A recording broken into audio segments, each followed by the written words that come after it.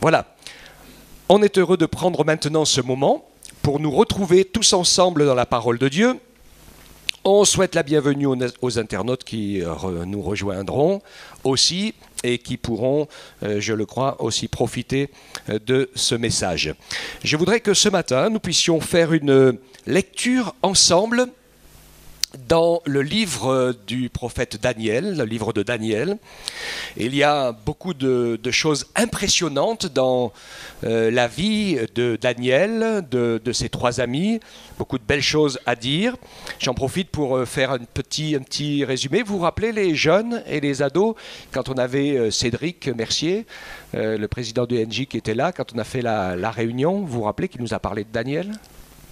Ouais, ça vous dit, ça revient à la mémoire, hein, Daniel qui avait résolu en son cœur de ne pas se souiller par les choses de ce monde et qui avait tenu à se mettre à part, choisir les bons amis, hein, faire les bons choix dans sa vie, choisir les bons amis et les bonnes décisions pour pouvoir marcher avec le Seigneur. Et on sait que ils ont aussi servi le royaume de Perse dans lequel ils étaient de manière fidèle.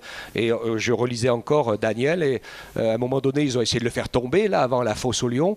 Et avant de le faire jeter dans la fosse aux lions, ils ont regardé dans ses affaires, les affaires du royaume qu'il dirigeait, parce qu'il était un des personnages principaux du royaume de Perse, et Médo-Perse. Et puis finalement, ils n'ont rien pu lui reprocher parce qu'il était fidèle dans le boulot qu'on lui demandait. Hein. Donc c'était impressionnant. Amen.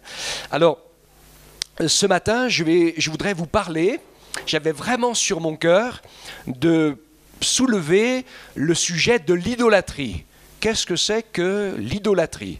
Alors nous lisons ensemble, j'espère que vous connaissez toute cette histoire de la statue dans le livre de Daniel. Vous vous rappelez de cela? Hein, on a voulu forcer tout le monde à adorer la grande statue que le roi avait érigée à son honneur et à sa gloire. Et les amis de Daniel ont refusé. C'est là que nous prenons la lecture dans Daniel 3, 15. Tous ensemble, on va lire de 15 à 26. Et nous allons, tu vas donc, si tu as repéré le texte, tu vas pouvoir y aller. Maintenant, tenez-vous prêts, et au moment où vous entendrez le son du cor, de la flûte, de la cithare, de la sambuc, du psalterion, de la cornemuse, de toutes sortes d'instruments, vous vous prosternerez et adorerez la statue que j'ai faite. Si vous ne l'adorez pas, vous serez jetés à l'instant même au milieu d'une fournaise ardente. Et quel est le Dieu qui vous délivrera de ma main ? Shadrach, Meshach, Abednego répliquèrent au roi Nebuchadnezzar. « Nous n'avons pas besoin de te répondre là-dessus, si cela doit être. Notre Dieu que nous servons peut nous délivrer. Il nous délivrera de la fournaise ardente et de ta main, ô roi. Sinon, sache, ô roi, que nous ne servirons pas tes dieux et que nous n'adorerons pas la statue d'or que tu as dressée. » Alors Nebuchadnezzar fut rempli de fureur, l'aspect de son visage changea devant Shadrach, Meshach et Abednego. Il reprit la parole et ordonna de chauffer la fournaise 7 fois plus qu'il n'était habituel de la chauffer. Puis il commanda à quelques-uns des plus vigoureux soldats de son armée de lier Shadrach, Meshach et Abednego et de les jeter dans la fournaise ardente. Ces hommes furent liés, revêtus de leurs habits, de leurs tuniques, de leurs manteaux, donc il devait faire froid, et de leurs autres vêtements, et jetés au milieu de la fournaise ardente. À cause de l'ordre du roi qui était sévère, et parce que la fournaise était extraordinairement chauffée, la flamme tua les hommes qui avaient jeté Shadrach, Meshach et Abednego. Et ces trois hommes, Shadrach, Meshach et Abednego tombèrent liés au milieu de la fournaise ardente. Alors le roi Nebuchadnezzar fut effrayé, se leva précipitamment et prit la parole et dit à ses conseillers, « N'avons-nous pas jeté au milieu du feu 3 hommes liés ?» Ils répondirent au roi, « Certainement, au roi. » Et il reprit, « Eh bien, je vois 4 hommes sans lien qui marchent au milieu du feu et qui n'ont aucun mal. Et l'aspect du 4e ressemble à celui d'un fils des dieux. » Puis Nebuchadnezzar s'approcha de l'entrée de la fournaise ardente, prit la parole et dit, « Shadrach, Meshach et Abednego, serviteurs du Dieu très haut, sortez et venez. » Et Shadrach, Meshach et Abednego sortirent du milieu du feu. Amen. C'est une expérience impressionnante, qui n'est pas unique. Je sais que dans un des témoignages à l'époque de la révocation de l'édit de Nantes, etc., quand il y avait les réunions des protestants au désert, eh bien, un jour, un jeune homme à qui l'Esprit de Dieu avait dit et dénommé un des qui semblait être des responsables du groupe de prière et de rencontre qui se retrouvait dans les bois, la nuit, hein, c'est pour ça qu'on les appelait les parpaillots, c'était les papillons de nuit. Okay. Et donc, dans cette situation-là, eh bien, il y avait un d'eux qui les avait trahis et qui les avait livrés. Et l'armée devait venir, l'armée du roi devait venir pour les arrêter. Et donc ce jeune homme s'est levé et il a dit « Toi, tu nous as livrés et l'armée va arriver. » Alors ça a été un gros esclandre. Comment tu peux dire une chose pareille? Parce que c'était quelqu'un d'important parmi l'équipe dirigeante du groupe. Et donc personne ne voulait le croire. Et le jeune homme, il a dit « Allumez un feu, bien fort, je monte dedans. Si je ne brûle pas, vous comprendrez que j'ai raison. » Et c'est ce qu'ils ont fait. Et il n'a pas brûlé. Et l'autre est tombé sur sa face et s'est repenti et demandé pardon. Et tout le monde s'est dispersé, vite fait et disloqué, parce que l'armée était pas loin d'arriver pour les tuer et les emprisonner et les envoyer aux galères, comme ils le faisaient à l'époque.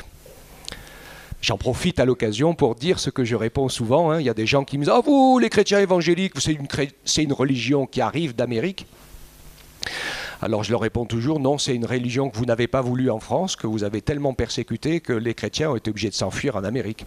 C'est pour ça que les chrétiens évangéliques sont beaucoup en Amérique, mais elle est quand même née ici. Hein, enfin, de l'Orient jusqu'en Occident, hein, avant d'être en Amérique. Donc voilà. Nous arrivons sur notre sujet, qui est celui de l'idolâtrie. Alors je ne vais pas insister énormément sur ce que c'est que l'idolâtrie, parce que finalement on va voir ensemble que quand on parle d'idolâtrie, il y a deux bouts, deux morceaux extrêmes, et que beaucoup de gens, surtout dans le monde occidental où nous vivons, pensent ne pas du tout être idolâtres, parce qu'ils disent oui, non, mais on n'est pas comme les anciens du monde d'avant, qui n'étaient pas instruits, qui connaissaient rien, ils avaient peur de tout. Alors ils avaient des statues en bois, en pierre, des idoles, ils faisaient des prières devant, ils faisaient des offrandes et tout ça. Et donc ils se prosternaient devant des idoles, et à partir de ce moment-là, bien sûr, les personnes pensent ne pas être idolâtres, parce qu'ils n'ont pas ce comportement que j'appellerais, moi, un comportement mystique, hein, qui fait partie donc de la crainte, de l'inconnu, du surnaturel et des choses divines ou des divinités, un peu comme le discours du roi, là. Vous vous rappelez le discours qu'on a lu, là? Un des fils de Dieu, des dieux, etc. Enfin, ils ont une idée bizarre. Alors, moi, ce que je voudrais mettre en évidence, par rapport à l'idolâtrie, il y a quelque chose d'incontournable dans le cœur de l'homme, c'est l'orgueil. C'est l'orgueil qui fait que nous fabriquons des idoles. Parce que c'est quoi les idoles en fait? Ce sont des choses, ce sont des objets, ce sont des personnes, ce sont des situations, c'est une manière de vivre. Parce qu'on va le voir aujourd'hui, hein, il y a des gens qui courent, qui crient et tout pour une idole, chanteur ou acteur.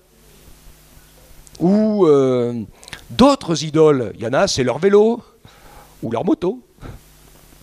Pas de souci, hein.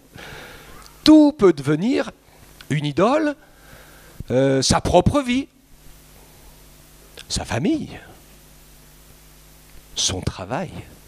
Il y a des gens qui ont tout sacrifié pour leur boulot. D'accord, hein? Alors, l'orgueil qui est dans le cœur de l'homme. Nous allons voir qu'il y a une réaction instinctive dans notre nature de pécheur. Et je voudrais qu'on puisse aller au fond des choses. Quelle est la définition du péché? Pour beaucoup de gens, c'est voler, mentir, faire du mal, dire du mal, etc., etc. Mais la Bible, quand on regarde l'étymologie du mot péché, on a sa signification qui est de rater le but. C'est-à-dire que l'être humain, les êtres humains que nous sommes, hommes ou femmes, poursuivent un autre but que celui qui a été voulu par Dieu. Et tout simplement parce que nous sommes pécheurs et que nous poursuivons un autre but que celui voulu par Dieu, nous sommes idolâtres. Et la première idole, en fait, c'est nous-mêmes. Pourquoi ? Parce que nous avons été créés par Dieu comme créatures de Dieu pour devenir ses enfants, pour vivre de lui, pour dépendre de lui, pour être en communion avec lui, pour recevoir de lui. Et que nous vivons comme si nous étions des êtres autonomes. Mais je vais vous dire ce matin, et je me le dis à moi en même temps de la part du Seigneur, nous ne sommes pas, vous n'êtes pas, je ne suis pas, tu n'es pas un être autonome. Parce que tu t'es pas créé toi-même, parce que tu n'es pas le maître de tes jours, et tu ne sais pas quand ta vie s'arrêtera. Nous sommes des locataires de la vie que Dieu nous a donnée. D'accord ? Et il y a beaucoup de gens qui sont là, hein, et sans s'en rendre compte, ils disent « moi je ne suis pas idolâtre ». Non, peut-être tu n'es pas idolâtre, mais tu te mets dans la même position que Dieu. Parce que tu penses que tu disposes de ta vie et que tu en fais ce que tu veux.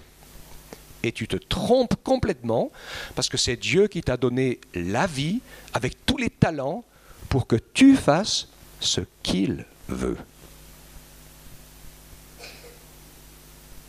Comme un bon père, parce que ce n'est pas un tyran ni un dictateur, c'est comme un bon père qui a des enfants, et si c'est un bon père, il va leur donner les bonnes choses pour qu'ils deviennent ce qu'ils doivent devenir.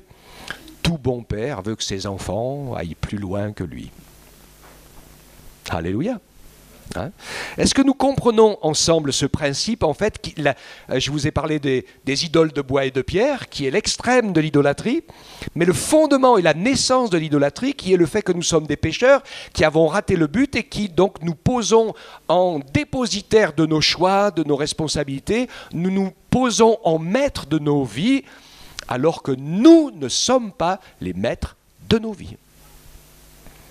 Et quand Dieu décide d'arrêter les choses, eh bien les choses s'arrêtent, comme cela arrive régulièrement et parfois brutalement, on l'entend dans les nouvelles d'accidents de la vie ou d'accidents de la route. Donc quand on va aller dans le vrai sens de la vie, le vrai but de la vie, c'est d'être en communion avec Dieu et avec les autres. Je pense que vous le savez maintenant, vous les Guérétois qui avez comme pasteur moi, cette réalité de la nature de Dieu, de notre Dieu trinitaire, dans lequel vit l'harmonie de l'interdépendance et qui fait que le Seigneur nous rappelle cette parole qui est le premier commandement dans la loi, avant tous les détails de tous les autres commandements, le premier que le Seigneur donne, le premier des 10, qui finalement les englobe tous, comme le fruit de l'esprit qui est l'amour, qui est le premier fruit qui englobe tous les autres, qui ne sont que des morceaux. Et là c'est pareil, je veux dire que le seul unique commandement, c'est ce qu'a dit Jésus d'ailleurs, duquel tous les autres découlent. C'est quoi le premier commandement? C'est d'abord un éveil de l'oreille où le Seigneur dit écoute, parce qu'on entend tous mais on n'écoute pas tous. J'espère que ce matin, non seulement vous m'entendez, mais aussi vous m'écoutez. Et donc après avoir éveillé notre entendement, le Seigneur dit « Tu aimeras le Seigneur ton Dieu de tout ton cœur, de toute ton âme, de toute ta force, de toute ta pensée, et ton prochain comme toi-même. » Waouh! Même les enfants le savent. Hein?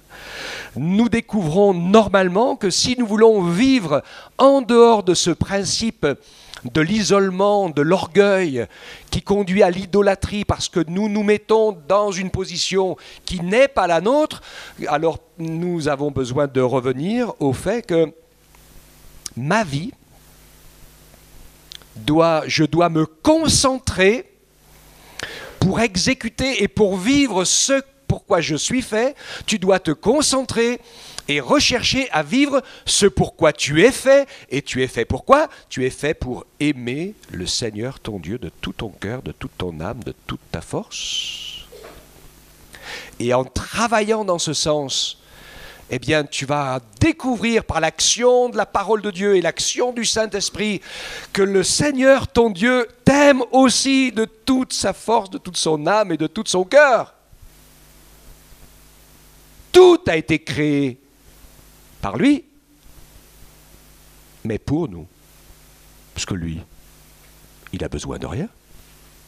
Il est, depuis toujours, ni terre, ni ciel, il a besoin de rien. Il est parfait, autonome. Mais son amour est tellement grand, dans sa pensée, dans son esprit, Dieu nous a voulu. Il a voulu partager cet amour, et pour nous donner la vie et partager cet amour, il a créé la terre, le ciel, l'univers, tout entier, toutes les choses, il les a faites pour nous. Alléluia, hein? C'est vraiment extraordinaire ça, hein? Et il faut que nous puissions revenir à cette compréhension des choses. Nous ne sommes pas, tu n'es pas le centre du monde. C'est tellement inclus dans la pensée humaine. Je sais que souvent quand je parle avec les gens, ils disent « Ah mais moi je crois comme si ». Mais qui tu es toi pour dire ça? Et moi je pense comme ça. Et moi je... Hein? Ou une personne qui me disait « Oh oui !» Et beaucoup de gens sont comme ça, hein? Je vous l'ai déjà dit en témoignage, en parlant de religion, où je discutais avec quelqu'un, la dame qui avait sa religion à elle me dit « Mais monsieur, ça a toujours été comme ça !» Alors j'ai dit avec tout le respect que je vous dois, madame âgée, qui avait au moins 70 ans, réfléchissez un petit peu et vous verrez quand même que le monde n'a pas toujours été comme ça. Hein? Il y a eu bien des choses qui étaient bien différentes, bien avant nous. Hein? C'est tellement important de prendre ce recul. Donc la vraie vie, c'est aimer le Seigneur, son Dieu, de tout son cœur, toute son âme, toute sa force, toute sa pensée, et notre prochain pour nous-mêmes, comme nous-mêmes. Nous sommes nés pour ça. C'est le commandement de Dieu, c'est ce qui est en nous à l'origine, et c'est ce que le péché a cassé. Parce qu'avec le péché est venue la peur, l'isolement, la coupure. Nous sommes comme des plantes coupées. Et donc nous sommes repliés sur nous-mêmes. Nous nous sentons naturellement obligés de vivre en autonomie pour réussir à sauver notre peau, mais ça c'est un mensonge. Parce que de toute façon, vous ne sauverez pas votre peau. Hein. Comme disait quelqu'un un jour en parlant d'une personne âgée, dit elle est morte d'une très très longue maladie. La vie. C'est comme ça que ça finit, à cause du péché, hein, qui nous a coupés de la part de Dieu. Et à partir du moment où nous sommes mortels, et nous sommes mortels, nous devrions revenir automatiquement à la raison et dire, c'est pas nous les maîtres. C'est pas nous qui disposons. C'est Dieu qui est le maître dans nos vies. Amen. Alors, ça c'est le bout, donc c'est la racine de l'idolâtrie, le moi-je qui fait cette coupure, cette séparation, cet isolement et cette mort. Et toutes les actions de l'adversaire sont faites comme ça pour nous isoler, pour nous prendre tout seuls, pour nous dire « Ah, t'as pas besoin des autres », et puis ceci, cela, tout un tas de choses qui vont dire « Oh, t'es meilleur que les autres » ou « T'es pire que les autres », enfin peu importe, hein, pourvu qu'il arrive à nous isoler et à nous séparer. Alors que Dieu, lui, veut nous rassembler. Il veut que nous avancions ensemble, il veut que nous progressions ensemble, il veut que nous ayons plus d'amour et d'affection qui nous unissent que de méchanceté qui nous sépare. D'accord ? Vous vous rappelez ce que je dis parfois quand on voit l'être humain normal, hein, qui disait, là il y a je ne sais plus de quel côté, le nord, le sud, l'est et l'ouest, hein. Donc, hein, si les 4 points cardinaux sont à mes 4 côtés, je suis donc le centre du monde. Ouais. Beaucoup de gens vivent comme ça. Hein. La réalité est tout autre. Dans le livre de la Révélation, au chapitre 3, au verset 17, il écrivait à cette dernière église, qui s'appelle la grande prostituée, celle qui proclame connaître Dieu, mais qui vit exactement comme le monde, avec les lois du monde, avec les richesses du monde, avec les tactiques du monde. Il dit, tu dis, je suis riche, je me suis enrichi, je n'ai besoin de rien. Et le Seigneur ajoute, parce que tu ne sais pas, en fait, que tu es malheureux, misérable, pauvre, aveugle et nu. C'est comme ça qu'est le monde aujourd'hui. sans Dieu, sans espérance, malheureux, misérable, pauvre, aveugle et nu. Même s'il y a des grandes richesses, c'est quoi la vraie richesse? Je ne sais pas qu'est-ce que c'est pour vous la vraie richesse. Pour moi, la première vraie richesse incroyable, c'est le pardon de mes péchés. Que ce qui me sépare de Dieu a été effacé par la mort de Jésus à la croix du Calvaire. Et ça l'est devenu effectif le jour où tu l'as, où je l'ai, où nous l'avons accepté. Nous savons que le salut est une expérience individuelle, personnelle. Un jour, nous avons compris que nous étions perdus, séparés de lui, et que si nous continuions à vivre comme ça pour nous-mêmes, en étant en train de tout organiser, de tout filtrer, de juger, nous, en disant ce qui est bien, ce qui n'est pas bien, et parfois, Dieu permet l'épreuve, et je vais en parler dans un moment. Il permet parfois des épreuves difficiles. Et nous, on dit, c'est pas bien.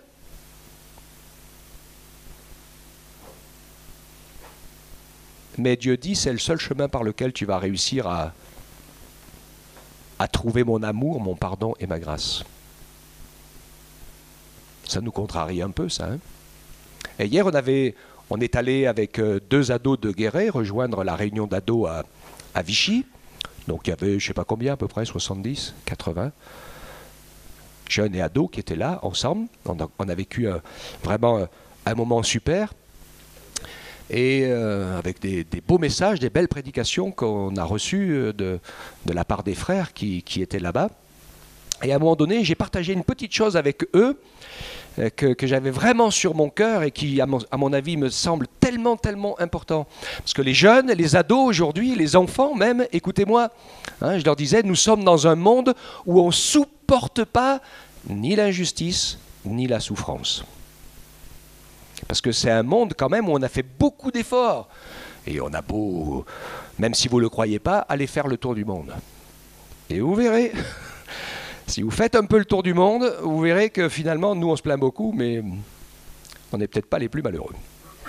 Et donc, finalement, beaucoup ont travaillé pour une meilleure justice et pour essayer d'éliminer la souffrance. Et en fait, on ne la supporte plus et on râle tout le temps. Mais on est extrêmement malheureux. Notre pays, c'est celui qui consomme le plus de produits psychotropes du monde. Et vous avez des pays du monde où les gens souffrent, où il y a des injustices, où certains ont tout ce qu'il faudrait pour être vraiment malheureux, et ils savent rire, se parler, partager, parce qu'ils ne vivent pas sur le ressenti physique, parce qu'ils n'ont pas grand-chose dans le ressenti physique, et puis il y en a beaucoup d'entre eux qui meurent, des fois, plutôt que prévu, et pour eux, ben, c'est habituel, donc ce n'est pas une fatalité. Nous, aujourd'hui, on en veut à la terre entière quand ça arrive. Hein. Ils savent que c'est comme ça, mais leur force, c'est qu'ils sont unis les uns aux autres. D'accord? C'est impressionnant, hein? Ça mérite quand même une drôle de réflexion. Je continue dans le livre des Proverbes, il y a 2 proverbes, le 14-12 et le 14-25, qui disent tous les deux exactement la même chose. Telle voie paraît droite à un homme, mais son issue, c'est la voie de la mort. Et j'aime bien rappeler cette histoire qui est arrivée à la fin de la dernière guerre. On envoyait des avions rapides, des courriers parfois, du sud de la France ou de l'Italie pour traverser la Méditerranée et aller dans les pays d'Afrique du Nord, porter des nouvelles, porter des affaires, porter des courriers, enfin il y avait beaucoup de choses comme ça. Et un de ces avions particulièrement, qui a décollé du sud de la France et qui est parti pour l'Afrique du Nord, il s'est trouvé pris dans une tempête épouvantable.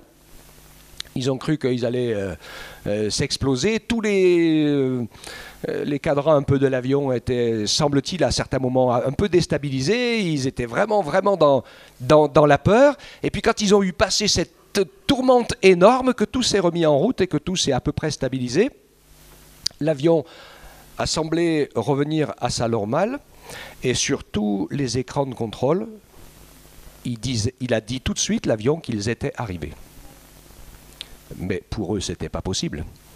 parce qu'il leur fallait beaucoup de temps en plus, normalement, pour arriver à l'arrivée. Alors ils se sont dit, non, on va attendre que le jour se lève, on va continuer à voler, certainement que l'orage nous a fusillé les appareils électroniques de contrôle dans l'avion. Et puis quand le jour va se lever, on va essayer de voir un peu où on en est. Et quand le jour s'est levé, ils se sont rendus compte que ça faisait déjà de nombreuses heures qu'ils avaient attaqué le désert du Sahara. Les instruments avaient raison. Ils étaient arrivés. Donc ils ont fait bien sûr le demi-tour le plus rapide possible, mais cet avion en fait il n'est jamais arrivé, ils l'ont retrouvé des années après dans le désert, tourné en direction, vous comprenez bien qu'ils l'ont vu, ils ont fait demi-tour, ils ont volé ce qu'ils ont pu pour essayer de ressortir du désert, mais ils se sont écrasés, réservoir vide, bien loin avant d'arriver, et tout le monde est mort dans le crash et dans le désert. Alors c'était intéressant, j'aime bien cette image entre notre ressenti et ce que l'Écriture, la parole de Dieu nous dit. D'accord ? Et nous vivons, nous, comme des idolâtres, parce que nous vivons avec notre ressenti, avec nos impressions, avec ce que nous pensons. Nous ne voulons pas d'injustice, nous ne voulons pas souffrir, nous ne cherchons pas à comprendre. Parce que souvent, quand il nous arrive quelque chose, on peut aussi faire une prière, au lieu de se mettre en colère, au lieu de refuser, au lieu de se fâcher avec les uns les autres, on peut peut-être aussi se dire, Seigneur, que veux-tu m'apprendre dans cette situation? Qu'est-ce que vous en pensez? Il n'y a rien qui arrive que Dieu ait permis.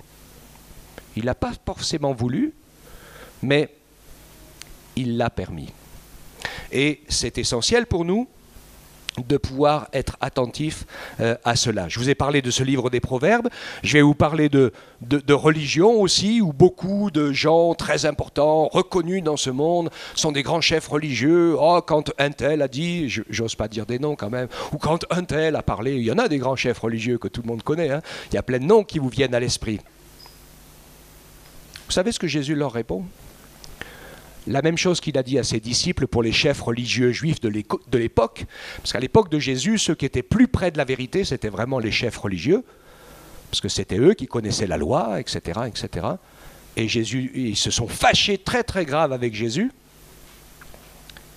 qui a dit des choses très importantes, ou alors c'était le roi des fous, Jésus, ou alors c'était vrai. Hein.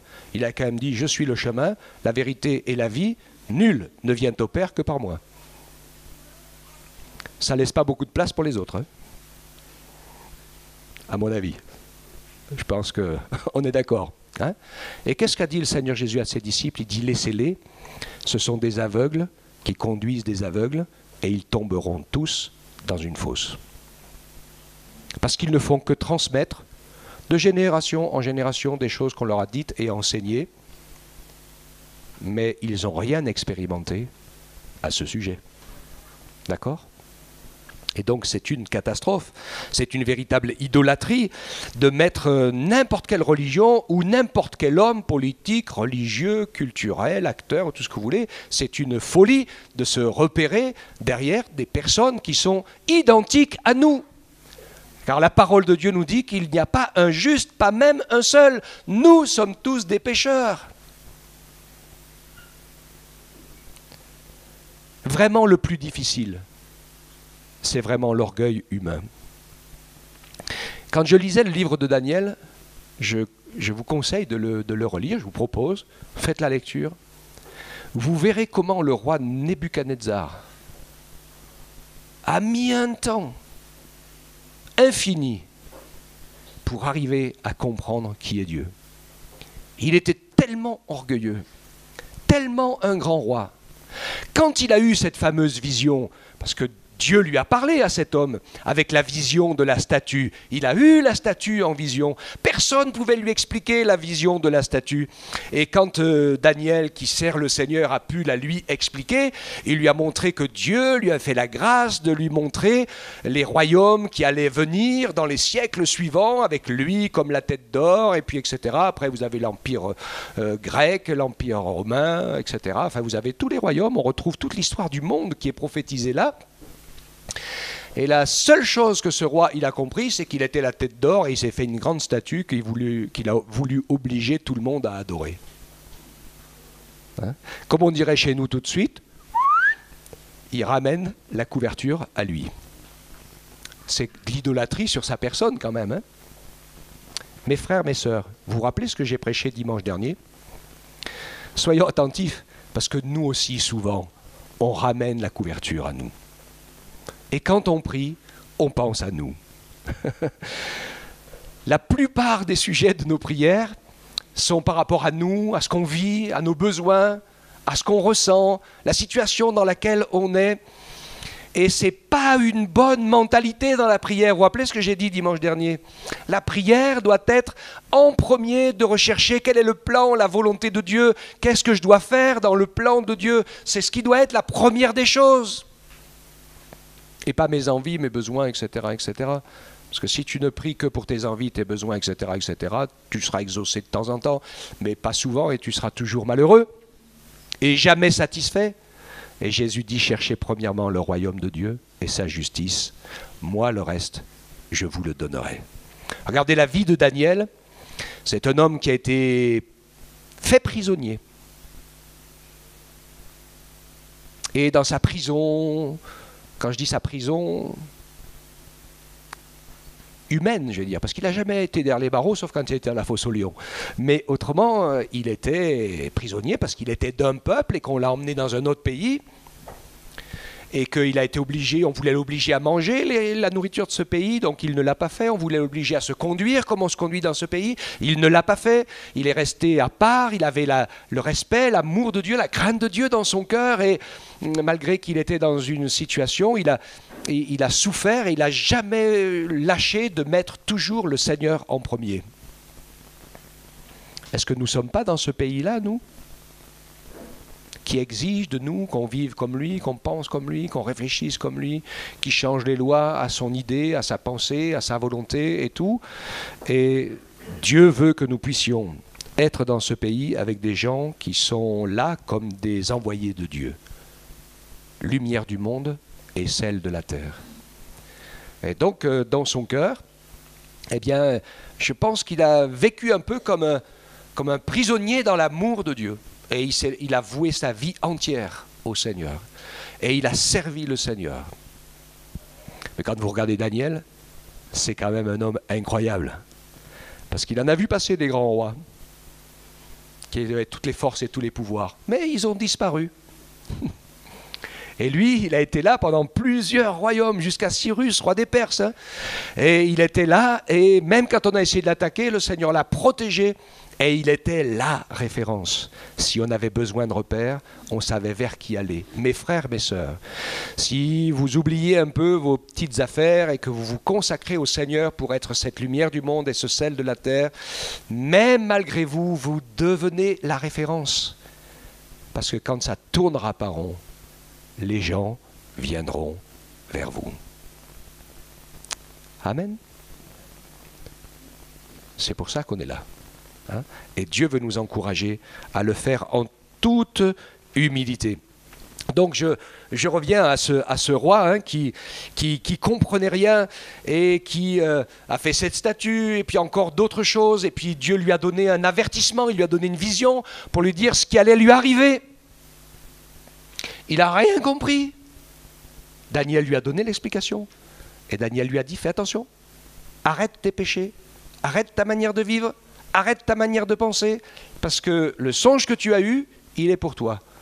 Mais comme il n'a rien voulu savoir et que quelques mois après, dans son royaume, il était en train de se vanter de toute sa sagesse, de toute sa gloire, de toute sa richesse et de toute sa puissance, l'Esprit de Dieu l'a frappé et il s'est retrouvé avec un cerveau d'animal. Jeté dehors, avec les cheveux qui poussent sans fin, les ongles aussi, à manger de l'herbe comme le bœuf.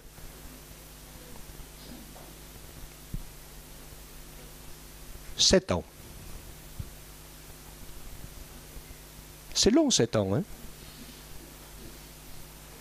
Qu'est-ce que c'est dans une vie hein? Finalement, ça passe 7 ans. Hein?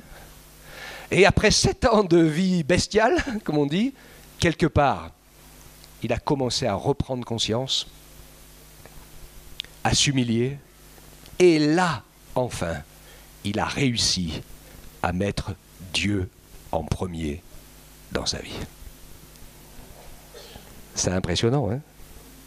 Et quand il explique ces choses-là, eh bien, il parle après, je loue, j'adore le roi des cieux, celui qui est le créateur. Il donne la royauté à qui il veut, il élève qui il veut, il abaisse qui il veut. Quoi que tu aies, qui que tu sois, quoi que tu fasses, c'est Dieu qui te le donne. Tu peux rien sans lui. Et nous qui vivons comme des gens autonomes, demain je ferai, c'est ce qui est écrit dans la parole, oui je vais faire ça, et dans l'avenir je vais faire ça, et dans ma vie je vais faire ça. Le Seigneur il peut dire, ouh, insensé. Après-demain, à telle heure et à telle heure, j'ai dit, stop, c'est fini. Que Dieu nous fasse la grâce de pouvoir ainsi servir le Seigneur. Comme les 3 amis de Daniel, ils connaissaient l'Éternel, ils le craignaient, ils marchaient avec lui, ils le servaient. Et le Seigneur, l'Éternel, avait toutes les priorités dans leur vie, même sur leur propre vie. Parce qu'ils savaient qu'il n'y avait pas d'idole, comme nous on le sait, au sens de ce qui était prévu par le Seigneur. Ils connaissaient Dieu, ils connaissaient la vérité, et ils étaient prêts à mourir pour la vérité. Ils n'avaient pas peur de souffrir et même de mourir pour la vérité, et ils ont refusé de se prosterner et d'adorer cette pauvre statue, même si elle avait beaucoup de valeur financière. C'était rien du tout, et ils n'acceptaient pas, et ils préféraient mourir. Ils ont dit, Dieu peut nous délivrer, mais s'il ne le fait pas, de toute façon, sache que nous n'adorerons pas ta statue. Et là, pour nous, c'est important d'avoir cette détermination aussi.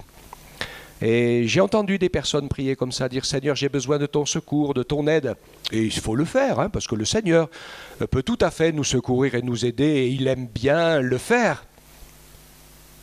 Mais toutefois, si tu ne le fais pas, je continuerai quand même à t'aimer et à te servir.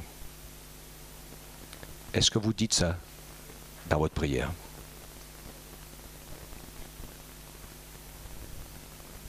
Pas toujours, hein? Ouais. Et c'est tellement important de pouvoir comprendre ces choses, parce que souvent, finalement, ça débloque. Moi, j'ai remarqué que Dieu veut vraiment qu'on lui donne tout. Alors, est-ce que parce qu'il est sévère? Est-ce que c'est parce qu'il est exigeant? Est-ce que c'est parce qu'il est dur? Non!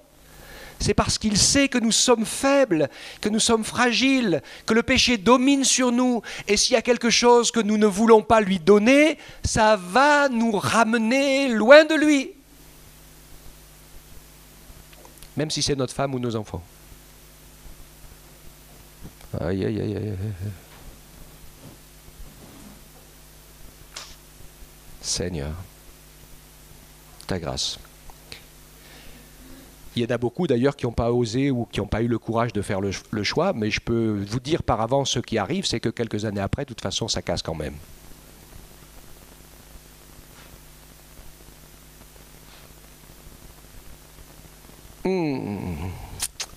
Pas évident, hein? Mais de toute façon, ce qu'on veut sauver nous, sans Dieu, c'est perdu d'avance. Et j'ai remarqué personnellement dans ma propre vie que parfois le Seigneur m'a demandé de lui donner des choses, que c'était vraiment très très très difficile.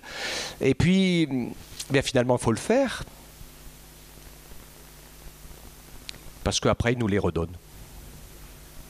Parce que lui, comme je vous l'ai dit, le Seigneur, il ne se prend pas plaisir à nous priver. Est-ce que vous avez bien compris ça? Ce n'est pas de nous priver de quoi que ce soit qu'il veut le Seigneur. Ce qu'il veut, c'est qu'on n'ait pas d'idole dans son cœur. Qu'on n'ait pas quelque chose, là, une racine, un amour, un truc qui nous tient et qui nous lie et qui fait que finalement ça a plus de place que Dieu. Et donc ça va permettre au petit lézard du péché de redevenir de nouveau un grand dragon ou un gros crocodile pour nous manger tout entier. Hein, voilà. Et c'est exactement ce que le Seigneur, bien sûr, uniquement ne veut pas. Sinon, il peut nous donner tout ce dont on a besoin. Voilà. Je termine en disant que ce doit être dans notre cœur l'amour de la vérité qui est plus fort que tout. L'amour pour Dieu et l'amour pour la vérité. Jésus est la vérité et il veut que nous l'aimions, que nous acceptions de reconnaître si nous avons tort, si nous nous sommes trompés. C'est difficile ça pour la nature humaine, de demander pardon, de reconnaître ses torts. Vous savez ce que la parole de Dieu dit? Que Dieu soit reconnu pour vrai et tout homme pour menteur. Alors ça exagère, parce que la Bible exagère toujours, elle n'a pas de position médiane. C'est bien ou mal, c'est pas neutre. Hein. Je parlais de la Suisse dimanche. Ça n'existe pas dans la Bible. C'est l'amour et la haine, le bien ou le mal, ou avec Dieu ou contre Dieu. C'est pas entre les deux. Parce que l'entre-deux, c'est l'idole isolée, qui fonctionne tout seul en autonomie, enfin, qui le croit, hein, parce qu'autrement, c'est le péché qui va reprendre le dessus et nous ramener dans quelque chose. Donc il n'y a rien à faire.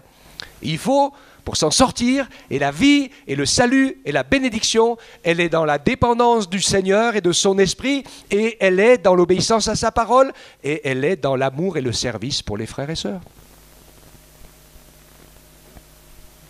Que nous puissions, s'il le faut, à un moment donné, accepter de renoncer à peut-être une partie de notre confort ou de ce qu'on avait envie de faire s'il y a besoin de faire quelque chose pour quelqu'un qui a besoin de nous. D'accord? Que nous apprenions à faire passer la volonté de Dieu en premier et nous en deuxième. 2 Thessaloniciens 2,10 nous parle de cette fin des temps avec toutes les séductions de l'iniquité pour ceux qui périssent dans l'isolement, bien sûr, hein, qui se sont laissés isoler par le diable. Et si on est coupé de Dieu et isolé, on meurt. Parce qu'ils n'ont pas reçu l'amour de la vérité pour être sauvés. Vous allez me dire, mais est-ce que c'est Dieu qui donne l'amour de la vérité ou pas? Oui, quelque part. Un petit peu, c'est lui qui le donne. Mais pourquoi? Parce que quand vous continuez la suite du verset, il dit que c'est comme ça parce que ces personnes ont pris plaisir à l'injustice. Si tu me tires le verset un peu plus loin et jusqu'au bout. Et en fait, la clé, c'est quand même toujours nous. Moi, avant. Ça nous paraît bien, c'est de l'idolâtrie et c'est injuste. La non-idolâtrie et la justice, c'est Dieu d'abord. Et moi, après. Ok?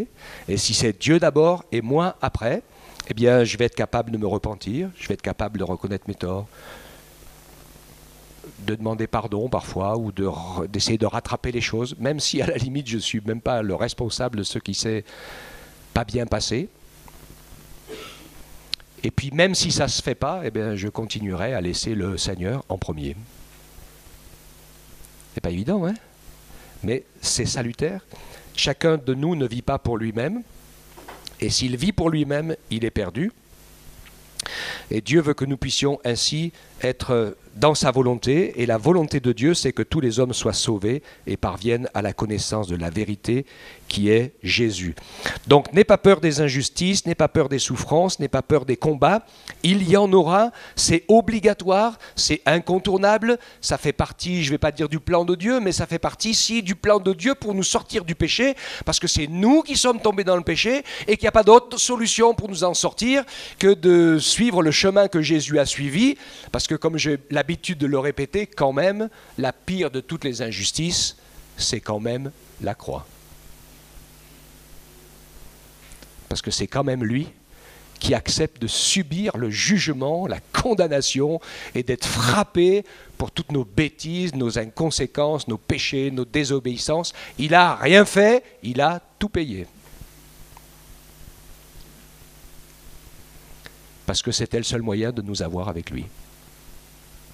Et le principe porter sa croix, hein, alors des gens, des fois, ils pensent, ils disent, oh, certains prédicateurs, ils disent pas Jésus est mort et crucifié et ressuscité, donc ils prêchent pas la croix. Mais je pense qu'il faut quand même pas se planter, parce que l'esprit de la croix, on le retrouve ici dans la parole, qui est le fait de pouvoir donner sa vie pour le salut des autres, une fois qu'on est sauvé soi-même.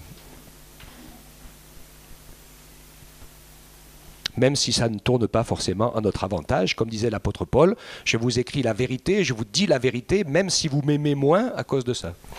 Hein, parce que l'objectif, c'est pas que vous m'aimez plus ou que vous m'aimez moins, l'objectif, c'est que la vérité soit proclamée, annoncée, et qu'on vive conformément à sa volonté. Donc, pour sortir du péché qui nous a piégés, isolés, coupés séparés, eh bien, il faut que nous puissions triompher de ces choses. Et pour réussir à triompher de ces choses, eh bien, finalement, la plupart du temps, pour que nos prières deviennent vivantes, qu'elles deviennent efficaces, qu'il se passe quelque chose, eh bien, c'est au travers des épreuves et des difficultés que cela nous ramène. Et je sais que souvent, quand on est dans l'épreuve et que c'est le début, on lève le poing contre Dieu en colère. Qu'est-ce que j'ai fait au bon Dieu pour qu'il m'arrive de telles choses? Je dis souvent rien du tout, justement.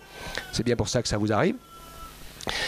Et qu'à partir du moment où l'épreuve devient tellement forte qu'on pense peut-être même en perdre sa vie, et là, tout d'un coup, on se rend compte que la dimension spirituelle de l'éternité de Dieu est au-delà et au-dessus de tout, et que le reste, c'est que de la poussière.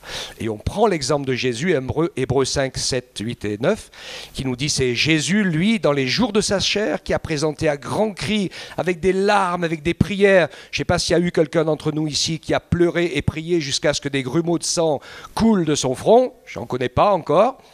Et des supplications qui pouvaient le sauver de la mort. Et il a été exaucé à cause de sa piété. Il a appris, bien qu'il soit fils, l'obéissance par les choses qu'il a souffertes. Et après avoir été élevé à la perfection, il est devenu pour tous ceux qui lui obéissent, l'auteur d'un salut éternel. Alléluia. J'aime à rappeler que Jésus a été exaucé dans sa prière, parce que c'était le chemin de l'horreur qu'il a suivi, la croix. Et il voulait, et c'était insupportable la croix, et il l'a traversée quand même, mais après l'avoir traversée, Dieu l'a ramené à la vie. Donc il a été exaucé. Tu es dans l'épreuve, tu souffres, c'est difficile, tu ne vois pas où Dieu veut te conduire, mais au lieu de te rebeller, de te révolter, fais confiance au Seigneur, parce que tu ne peux pas éviter l'épreuve, et la souffrance, mais après l'épreuve et la souffrance, il y a la résurrection. Plus fort. Plus en communion avec Dieu. Plus victorieux. Avec une partie de notre vieille nature qui est morte dans l'expérience. Et qui nous permet d'avoir une foi plus grande, plus vivante. Et de pouvoir, à l'exemple de Jésus, eh bien, aller en direction de la perfection. Cette perfection, c'est l'amour. Hein? Le Seigneur nous y invite. J'aime à le dire dans la parole. Il ne nous invite pas à la perfection pour devenir Dieu, parce que c'est impossible. Personne de nous ne le peut. Mais il nous invite à la perfection d'aimer Dieu et notre prochain plus que nous-mêmes. Parce que c'est ça, cette perfection dont il est question ici. Il en parle, le Seigneur, il dit « Soyez parfaits comme votre Père Céleste est parfait, qui aime ses ennemis, qui fait pleuvoir sur les bons, sur les méchants, qui donne le soleil sur les méchants et sur les injustes, etc. » Donc soyez donc parfaits. Il nous parle donc de cette perfection et il nous dit qu'il est devenu pour tous ceux qui lui obéissent l'auteur d'un salut éternel. Tu crois en Jésus, c'est bien. Mais si tu lui obéis pas, c'est pas bien. C'est à côté. C'est à côté de ce que Dieu veut. Il nous apprend à lui obéir. Et quand on est dans l'obéissance de la foi, c'est pas un truc servile ni rien du tout. Jésus veut tout partager avec nous. Mais c'est un principe fondamental de vie. L'obéissance de la foi permet au Saint-Esprit de nous transmettre la vie de Dieu, les gènes de Dieu, l'amour de Dieu, la nature de Dieu, et de recevoir de lui cette force, cette vie, cette joie, cette paix qui va au-delà de toute intelligence, mais qui garde nos cœurs et nos pensées en Jésus. Amen. Ainsi, le Seigneur nous rappelle dans sa parole, je n'ai pas écrit ce verset, mais je vous le cite, « Soumettez-vous à Dieu et résistez au diable, et il fuira loin de lui. » Alléluia. Ne soyez pas, moi j'en vois quelques-uns des chrétiens comme ça, là, qui sont toujours en train de prier, de lutter, de chasser les démons de partout. Et puis on dirait qu'ils n'arrivent jamais à s'en sortir. Finalement, ils finissent par passer plus de temps avec les démons qu'avec Dieu. Parce qu'au lieu de lutter contre les démons et de les chasser de partout et de les voir dans tous les coins de sa maison et de partout dans tous les sens, ils ont oublié le premier élément qui est écrit dans la parole, c'est « Soumets-toi à Dieu ». Je peux te dire, mon frère, ma sœur, que quand tu arrives à expérimenter de manière forte par la foi la soumission à Dieu, il n'y a plus aucun démon qui peut rester à côté de toi. C'est garanti. Hein, je prends souvent l'exemple du démoniaque de Gadara. Et il avait une légion de démons en lui. Il était sous un pouvoir de ténèbres absolument incroyable, mais dans son cœur, là au fin fond de lui, le peu de liberté de choix qui lui restait, il voulait aller vers Jésus pour que Jésus le délivre. Il en avait beau en avoir je ne sais pas combien en lui des démons, il n'y en a aucun qui ont pu l'empêcher de venir se jeter aux pieds de Jésus. Aucun. Parce que c'était sa décision. Et quand il s'est jeté aux pieds de Jésus, il n'y en a pas un qui a pu rester. Soumettons-nous au Seigneur. Aimons-le, lui, en premier. Laissons-lui la première place et ainsi nous laisserons la première place à la victoire de la croix. Et si la victoire de la croix vit en nous, nous allons vivre comme des gens, comme disait l'apôtre Paul aux Corinthiens, il disait « Déjà, vous avez commencé à régner. » Alléluia. Si on commence à réussir à régner par le Saint-Esprit sur notre propre nature de pécheur, c'est déjà pas mal. C'est un bon début. Hein. Après, on s'occupera de régner sur les autres, peut-être, si le Seigneur nous le demande ou pas. Hein. Mais ce qui est important, c'est de commencer par le début. Amen. Que Dieu nous fasse la grâce. Donc, vous avez vu cette idolâtrie, hein, en fait. Eh bien, aujourd'hui, même s'il n'y a pas d'idole ou quoi que ce soit, le monde d'aujourd'hui est rebelle et idolâtre plus que jamais il l'a été. Hein. Comme à chaque fois qu'il l'est, avant que ça tape fort, parce que ça arrive à un tel point que Dieu ne peut plus le supporter. Pourquoi Dieu ne peut plus le supporter? Parce que quand on laisse passer la rébellion, l'idolâtrie et la révolte au-dessus d'un certain point, plus personne ne peut comprendre l'amour et la dépendance de Dieu pour être sauvé. Et quand ça en arrive là et que plus personne ne peut entrer dans le salut de Dieu, c'est normal que Dieu arrête tout, comme il l'a fait au déluge et dans tellement d'autres civilisations qui ont sombré dans le péché et que Dieu a arrêté pour pouvoir repartir à zéro, pour réussir à en sauver beaucoup d'autres. C'est vraiment un Dieu d'amour. Hein. Quelle patience, quelle grâce. Il arrête les choses que quand il arrive au bout et qu'il n'y a plus d'autre solution. Hein. Quelle bonté. Que Dieu nous permette de pouvoir rendre notre cœur sensible au sien. Que notre cœur vive et batte aux pulsations de son cœur. Qu'on puisse se dire, ah, j'ai pas le cœur qui bat à 60 ou à 80, mais j'ai le cœur qui bat à la pulsation de Jésus. Alléluia, ça c'est bon. Hein? Amen. On prie le Seigneur ensemble. Sois loué, Père éternel, ton amour est incroyable. Ta grâce est immense, infinie. Tu sais, toi, tous les dégâts que le péché a fait dans notre esprit, dans notre mental. Il nous a isolés, il nous a coupés, séparés de la vie, des choses essentielles. Et il nous fait prendre le mensonge, les ténèbres et les chimères pour des choses vraies et refuser de nous approcher de ce qui est vraiment vrai. Je veux vraiment te prier, Seigneur, pour que tu nous donnes un autre cœur. Tu nous donnes un cœur de chair, un autre état d'esprit, pour que nous puissions apprendre à t'aimer, à nous laisser aimer par toi. Que nous apprenions à accepter les chemins que tu nous traces pour que nous ne vivions pas dans l'égoïsme et l'isolement, mais que nous puissions vivre dans la dépendance de ton esprit et dans l'acte de bénédiction de nos frères et de nos sœurs. Pour ton service, pour ton honneur et pour ta gloire. Permets-nous, Seigneur, d'apprendre à t'aimer, toi et notre prochain, comme nous-mêmes. Comme tu le veux dans ta parole.